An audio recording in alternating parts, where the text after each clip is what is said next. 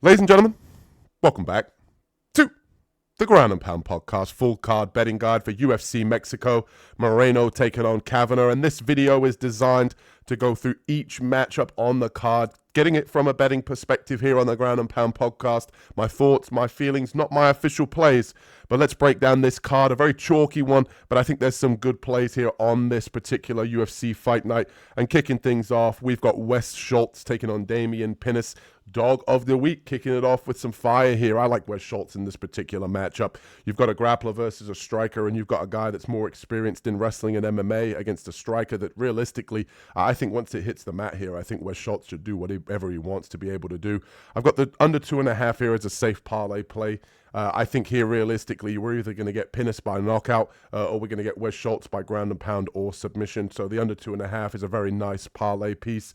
I don't necessarily know if it's going to end early. Wes Schultz has proven that he can dodge some of the big power, even against Abdul Malik. If you watch that matchup and his first go around on Contender Series, he was able to, kind of withstand the power of Malik. So don't necessarily think that Pinnis is going to be able to come out here as even a raw sort of 2.0 version of Abdul Malik. I don't think that his power is going to translate into this matchup, and I think Wes Schultz ultimately will get this to the ground. That's why I've got the money line here for the plus 205. He started off at plus 400. The line opened at plus 400. I think people are seeing what I'm seeing, and obviously still a 2-1 underdog. Very viable here. That's why he's my dog of the week. I'll leave a link in the description for the dog of the week if you guys want to check out that full highlight reel tape and breakdown. And along with that, I think, Wes Schultz by submission here at, plus 325 is very viable. I think he's going to get this fight to the mat early in rounds 1 and 2. I think ultimately ducking under the power and getting some sort of ground finish here. Obviously, the TKO is still live. I wouldn't be surprised if he beat up Pinnis on the ground and softened him up for a submission. But either way, I think we're looking at Schultz here to pull off the upset with the ground game. And I just don't trust Pinnis. I think as well, one of the things we have to factor into this card is obviously the altitude. Guys will gas out, guys with power, guys that haven't been long in fights. If there's a heavy grappling exchange, Pinnis's power might disappear early in round 1, and we're looking at Wes Schultz taking over. So I do like Schultz in a big way here for the dog of the week. Let me know in the comments section below if you're looking to tail, fade, what you're looking to do on this fight. I'm very interested. This is my big play of the week here for Schultz to get it done. And next up, we've got not Marshall Mathers. No, we got Francis Marshall here taking on Eric Silva. I like Marshall here. I know chalky favorite, like I mentioned earlier, chalky favorite on this card are going to be are going to be prevalent throughout the card. We're going to be very few and far between with, close pick'ems in this one. But I like Marshall inside the distance here. I don't trust Silva's durability. 2-year layoff. Obviously, a guy that's 38 years old. I don't necessarily trust him. I think Francis Marshall should be able to get this one done inside the distance. So obviously, that's my favorite play on this particular fight. Probably just going to parlay him money line or with some sort of chalk with some of the other heavy favorites on this card and one parlay. But I do like the under 2.5. I think this fight does not go the distance. I think Marshall should be able to get a finish here. Silva is very slick on the ground, so obviously there's also that probability that he pulls off some sort of Hail Mary submission here for the under 2.5 to hit. But fight ends by submission, I think, is actually pretty live here. If you're looking at the plus money aspect, not a fight that I'm going to be, kind of getting crazy with props, as Francis Marshall has gone to a few decisions throughout his career. But I do think there is a chance here that the fight ends by submission. Francis on the ground is very viable. He does like to wrestle. That plays right into Eric Silva's wheelhouse. And I think both guys obviously live for a submission. Francis Marshall has had submissions in the past.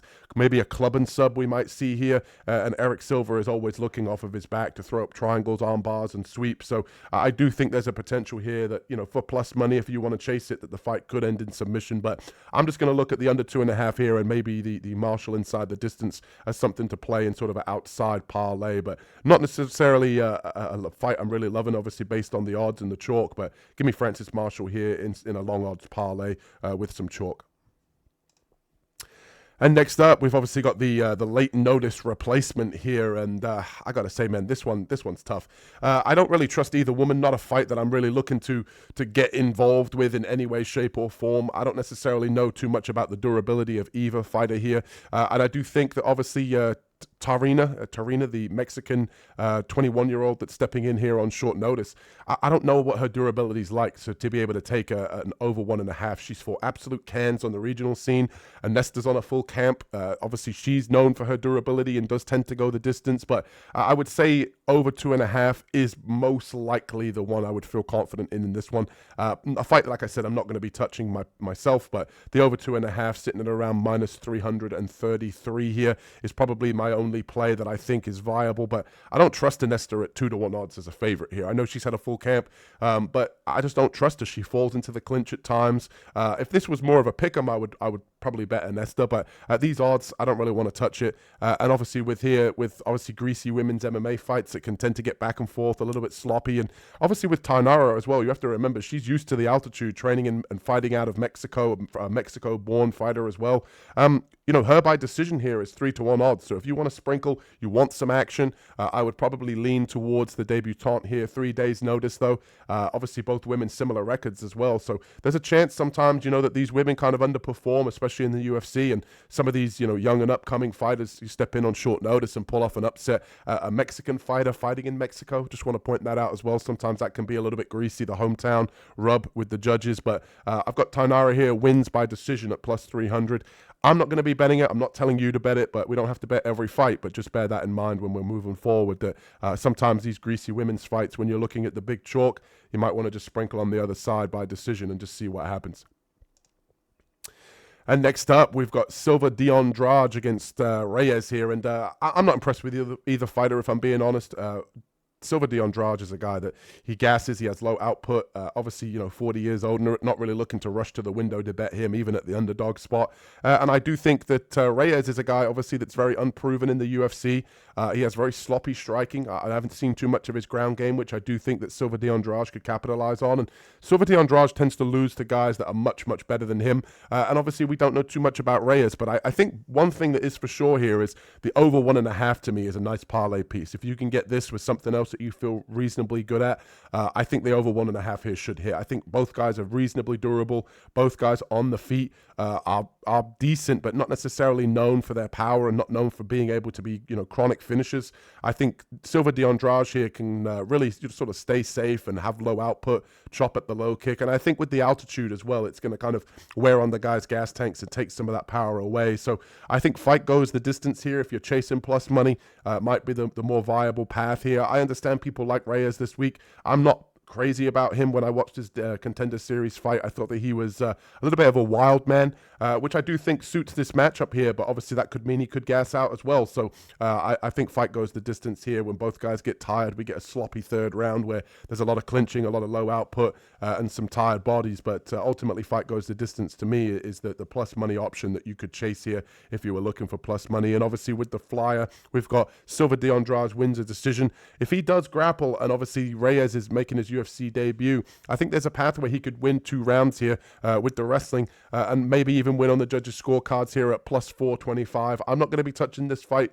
Maybe touch the over 1.5 here as a parlay piece, but Silva de Andrade by decision looks reasonably promising in my opinion, especially when you consider the fact that the guy only really loses to the best and tends to go to a decision. That's probably his path to victory. Might be a nice little hedge there as well if you have Reyes as a sort of a last-ditch parlay piece as well. So that's how I'm looking at this one, not necessarily rushing to the window to bet it.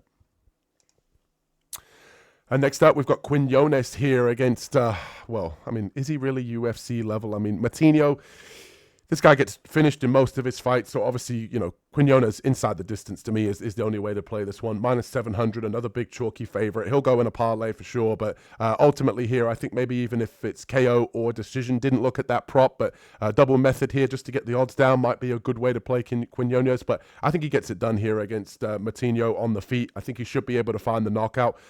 Inside the distance is how I've got this one at minus 195. I think that's a very safe play. And the under 2.5 as well, if you don't necessarily trust Quinones' ability to stay safe, and obviously Matinho has had submissions in the past before, the under 2.5 might be a little bit of a better option for you, but I'm just throwing this one out here. I'm not going to be touching any side of the Matinho, but obviously Matinho, he's a submission threat, and obviously you've got a guy in Quinones that's been submitted by rear naked choke in back-to-back fights. I have my question marks about his grappling, and again, I like to give you guys outside of the thought process box, outside there, props that you can sprinkle for really big plus money. You've got Matinho here by submission at plus 2,200. Now, do I think it hits? Probably not. But at the same time, it's one of these things where you've got a guy in Quinones whose grappling is not. It's not up to par with the UFC. It's not up to par in terms of MMA, and he gives up his back at times. And if there's grappling exchanges, maybe Matinho's been working on his grappling, and he's looking at that and saying, hey, if I could just get into a scramble with this guy, I might be able to find some sort of submission. He might be able to guillotine. It's there. If, MMA is a crazy sport sometimes, and these outside of the window, outside of the box things happen. So I think there's a chance that Matinho can pull off a submission. Am I going to be betting it? Absolutely not. I'm probably going to be betting Quinones here in some sort of parlay, but it's just a thought. If you don't like the fight altogether, you never know. You throw a couple of bucks on Chris Matinho by submission and you never know. But ultimately, the only thing that really changes about his fight style is his hairdo. So I do like Quinones here to get this one done. Probably parlay him, but that's about it. And next up, we've got Macy Chasson and Eileen Perez. And I think realistically here, you got to kind of look on the dog side, in my opinion. I think the height and reach is too much to ignore.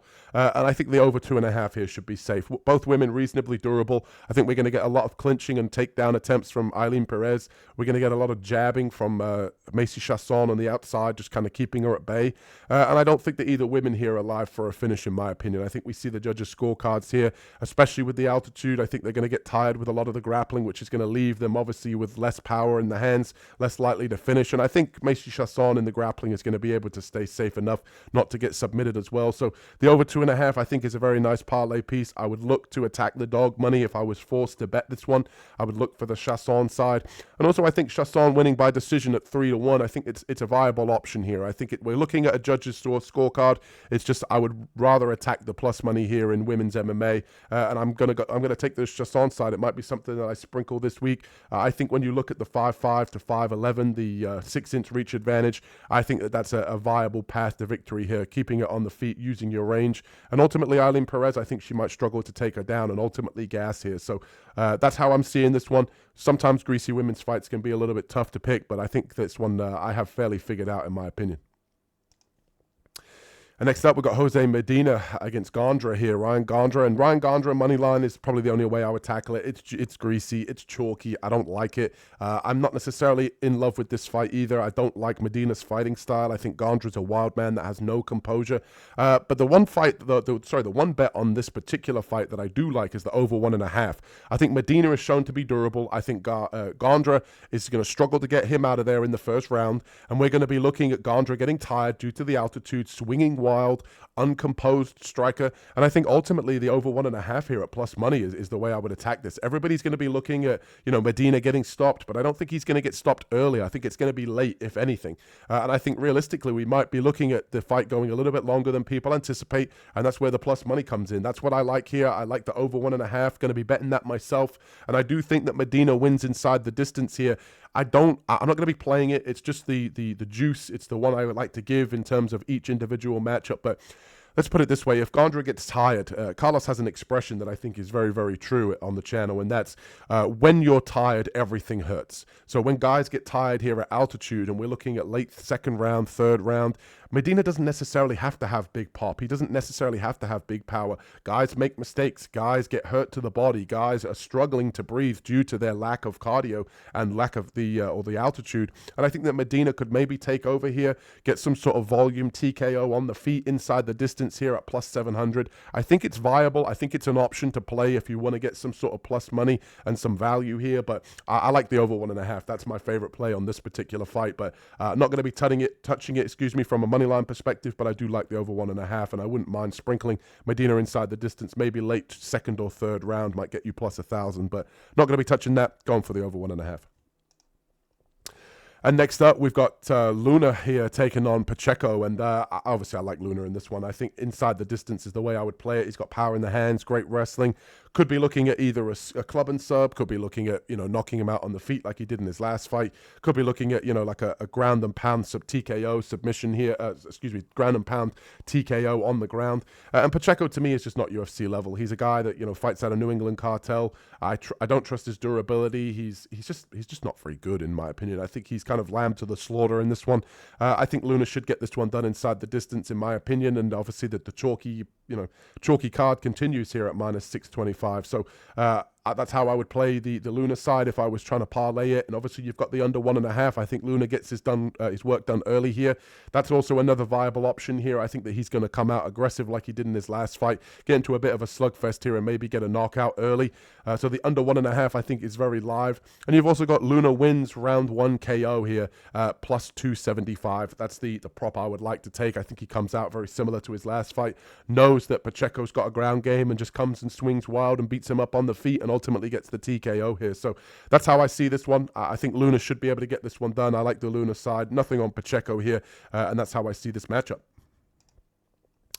And next up, we've got Emmanuel Rodriguez taking on Borjas. And I like Emmanuel Rodriguez here. Parlay piece, get it done. I think he gets it done with the boxing, with the forward pressure. I like him to take away the kicks of Borjas, who tends to fight on the outside and get pressured. I like Emmanuel Rodriguez here in a chalk parlay. And over 1.5, I think both guys are reasonably durable. I think Borjas is going to be spending a lot of time, kind of dancing around on the outside. And Emmanuel Rodriguez is going to struggle to find that kill shot and really plant his feet. So I think the over 1.5 here at almost even money is very live. And I do think that Emmanuel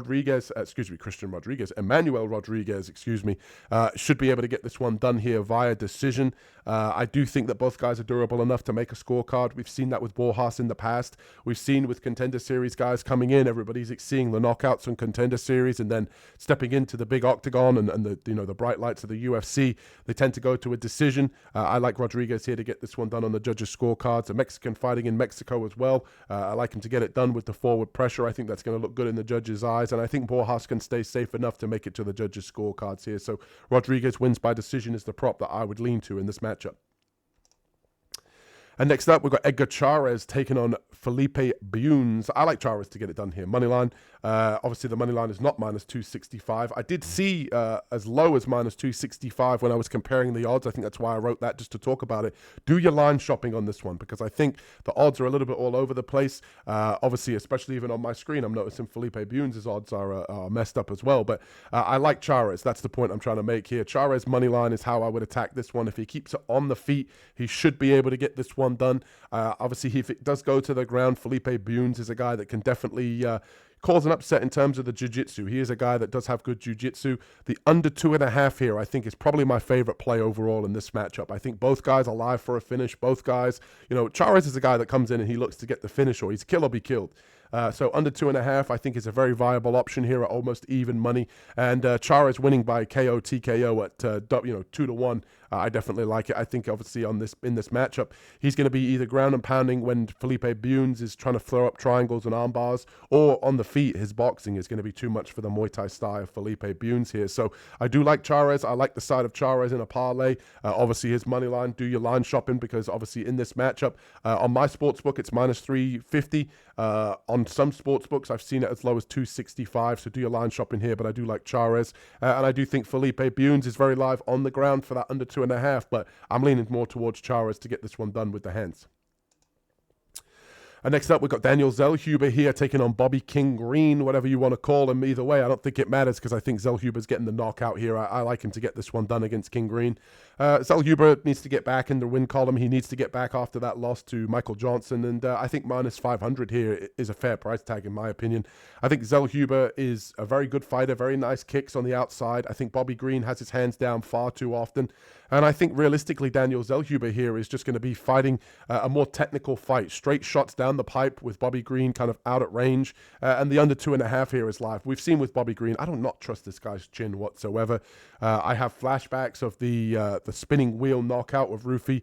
And I think the under 2.5 here at plus money is very live. Zellhuber needs a performance. A Mexican again fighting in front of a Mexican crowd. He's going to be looking to get it done in front of his fans. And I think the under 2.5 here at plus money is very live. And I like Zellhuber in a parlay as well. And I think Zellhuber wins early in rounds 1 or 2 could be live here, especially at plus money. I like that play. I don't trust Bobby Green's chin. I don't trust his fighting style. I don't trust the age. I don't trust the altitude. So give me Zellhuber here. I like him in a big way this week. I wouldn't necessarily be surprised if it did end up going to a decision, just because of the fact that Zellhuber obviously does tend to go more to decisions. He has nice front chokes. I wouldn't be surprised if he ends up pulling off that. But ultimately, I do like Zellhuber in this fight to pull it off early, get it done, make a statement, get back in the win column. I think this is the get right spot for him. That's how I see this fight. And that brings us to the co-main event. We've got David Martinez taking on Marlon Chito Vera. And I'm on David Martinez here in a big way. Minus 310. I like it. I think he's a very, very, very nice striker, kickboxer, nice calf kicks. The doctor should be able to perform surgery here on Marlon Chito Vera. Vera is a sitting duck. Low volume, low output, and I like Martinez here. I think he should be able to get it done. Trains at altitude as well. I think the over 1.5 is a nice parlay piece as well. If you don't necessarily trust either fighter here, I think that this fight goes to the judges' scorecards, in my opinion. And obviously, I am going to mention this as well as a little sprinkle. I'm going with the David Martinez side and the over. I'm going to probably be playing Martinez in a few parlays. I feel confident in him to kind of fight around on the outside, chop at the low kick, score points as Vera is just kind of standing there and not, trying to look for big bombs. But ultimately, I think Vera wins by decision. We've seen it in the past where Vera is low output and he needs to come back in the third round and ultimately, get a stoppage because he's just had low output and lost the first 2 rounds.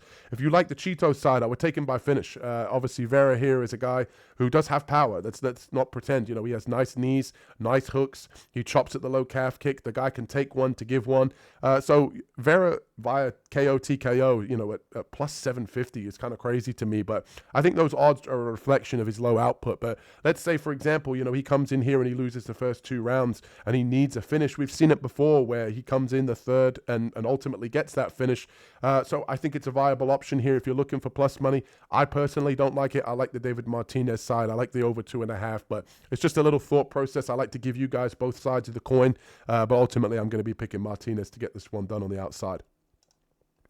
And that brings us to the main event. And if you're enjoying the content, hit that like and subscribe button as we talk about this main event here with Brandon Moreno taking on Lona Kavanagh. Lona Kavanagh, to me, I don't know how you get to the window. If you're going to play Lona Kavanagh, I think you've got to take him inside the distance rounds 1 or 2. That's the only way I think you can play him. He does not have the cardio to fight a full 3 rounds. He's going to struggle at altitude with 5 rounds against a UFC veteran and Brandon Moreno that fights 5 rounds in his sleep. Again, do your line shopping on Brandon Moreno. You've got Brandon Moreno here at minus 265. I've also seen it as low as 210. Do your line shopping here because obviously some people there's some money coming in on Lona Kavanagh. I think they like this kid, but ultimately I do like Brandon Moreno here to get back in the win column after that kind of crazy Tatsuro Taira loss. He looked good in that first round, being able to get Taira in a triangle and ultimately losing the second round when he got, kind of surprised with the takedown. I think the referee kind of didn't give him the benefit of the doubt, but I digress. In this matchup, I think realistically the veteran savviness is going to be on display. I think realistically he's going to be able to drag this one into deep waters, take the first round off, which is why I like the over 2.5. I think he's going to get his reads. I think he's going to grapple heavy. I think he's going to clinch. I think he's going to really just let Lona Kavanagh feel the moment here in the Mexican crowd. Obviously, we know they're all going to be on the side of Brandon Moreno. He's one of the big favorites in terms of the Mexican crowd. And I think ultimately here he drags Lona Kavanagh into deep waters, gasses him out, gets tired. And I think ultimately he could finish him late in this one, whether it be 3rd or 4th round. I like Brandon Moreno to make a statement here. Let's not forget he has grappling of his own. I think that he could come in here and wrestle and get Lona Kavanagh tired. I think on the feet, his volume in the boxing could eventually lead to a kind of standing TKO. Let's not forget Lona Kavanagh was knocked out previously by Charles Johnson, so who knows how that chin's going to hold up as well. And I think Lona Kavanagh here is just out of his depth. I think he's stepping in as a guy that, he's taking the opportunity. I don't blame him as a young guy here at 26, but I think the moment is going to be too much for him. I think Brandon Moreno is a good parlay piece this week. And I might even, as we get later on in the card, I might look to kind of parlay the Brandon Moreno and the David Martinez 2 parlay pieces there on the money lines. I like both of them here to get it done in front of the Mexican Mexican crowd. And if you're enjoying the content, man, let me know. Hit that like and subscribe button. We want to hear from you in the comments. Who you guys picking? Who you guys tailing? What do you agree with? What do you disagree with? We want to hear from you. Hit that like and subscribe button, and we'll catch you guys in the next one. Peace.